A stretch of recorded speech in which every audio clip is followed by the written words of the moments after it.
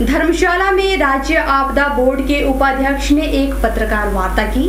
वार्ता के दौरान राज्य आपदा प्रबंधन बोर्ड के उपाध्यक्ष राजेंद्र सिंह राणा ने कहा कि देश में किसान आत्महत्याएं कर रहे हैं व गरीब को भूखे पेट सोने की नौबत आ गई है और प्रधानमंत्री नरेंद्र मोदी विदेशों में जाकर जनता का पैसा लुटा रहे हैं। वार्ता के दौरान राज्य आपदा प्रबंधन बोर्ड के उपाध्यक्ष राजेंद्र सिंह राणा ने कहा कि प्रधानमंत्री नरेंद्र मोदी ने $1 अरब मंगोलिया में दिया है, जिसकी आपत्ति सहयोगी दल भी जता रहे हैं। उन्होंने कहा है कि नेपाल में इतनी बड़ी त्रासदी हुई, ऐसे समय में नेपाल की मदद करना तो सही है, लेकिन मंगोलिया को $1 अरब देना कहां तक सही है।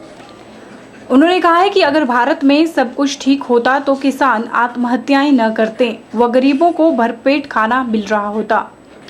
राजेंद्र सिंह राणा ने कहा है कि केंद्र सरकार का 1 वर्ष का कार्यकाल पूरा हो रहा है और 1 साल पूरा होने पर भी जश्न होगा। उन्होंने बताया है कि 1 वर्ष पहले भारत में लोकसभा चुनाव में पहली बार हुआ कि गरीबों को बड़े बड़े सपने दिखाए गए और कहा गया कि भाजपा की सरकार बनाओ, अच्छे दिन आएंगे। उन्होंने कहा है कि नरेंद्र मोदी ने कहा था कि भाजपा सरकार बनने के बाद 100 दिन के अंदर अरबों खरबों का ब्लैक मनी वापस लाया जाएगा और एक एक व्यक्ति के खाते में 10 से 15 लाख डाले जाएंगे। उन्होंने कहा है कि 1 साल हो गया पर किसी के खाते में पैसे डाले नहीं गए हैं। उन्होंने कहा है कि लोकसभा चुनाव के समय भाजपा ने युवाओं को भी गुमराह किया। अलावा कोई अच्छे दिन का जो नारा दिया, कौन हिंदुस्तान का नागरिक है, कौन व्यक्ति नहीं चाहता कि अच्छे दिन आए। अच्छे दिन की डेफिनेशन क्या है? क्या पेट्रोल के दाम कम हो गए? क्या महंगाई कम हो गई? कौन सा ऐसा काम है? कोई बेरोजगारों के लिए कोई रोजगार के दरवाजे खुल गए?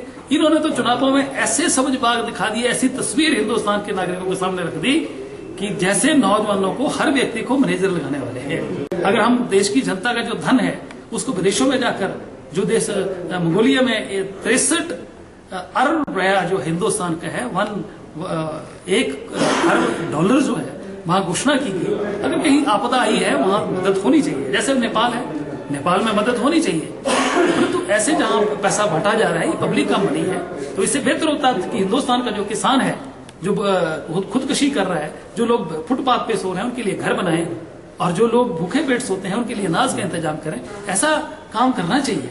तो विदेशों में पैसा, पब्लिक का पैसा जो है शहनशाहों की तरह जो है वो बांटा जा रहा है, इसके लिए उनके सहयोगी दल ऑब्जेक्शन कर रहे हैं। हम लोग भी इस बात का ऑब्जेक्शन कर रहे हैं। हिंदुस्तान का कौन नागरिक है तो चाहता है कि पैसा जो है, पब्लिक का पैसा जो बाहर इस तरीके से बांटा जाए। उपाध्यक्ष राजेंद्र सिंह राणा ने इस अवसर पर कहा कि जिला में NDRF बटालियन का मुख्यालय स्थापित करने के लिए केंद्र सरकार की बातचीत जारी है और इसके लिए भूमि चयन के लिए उपायुक्त कांगड़ा से भी चर्चा हो चुकी है और शीघ्र ही भूमि चयन के पश्चात इसकी स्थापना कर दी जाएगी। उन्होंने संवाददाताओं के प्रश्नों का उत्तर देते हुए बताया कि प्रदेश की भौगोलिक स्थिति को देखते हुए लोगों को निर्धारित मानकों के आधार पर ही घरों के निर्माण करने चाहिए।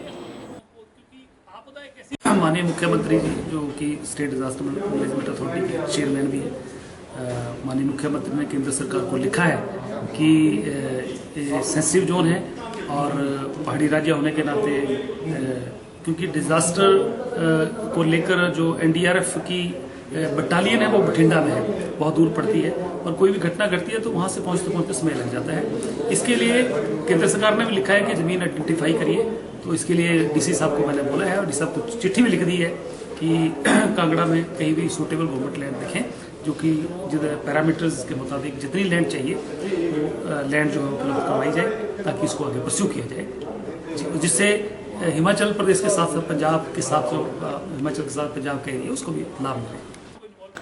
के चैनल के लिए धर्मशाला से निपी बादल की रिपोर्ट।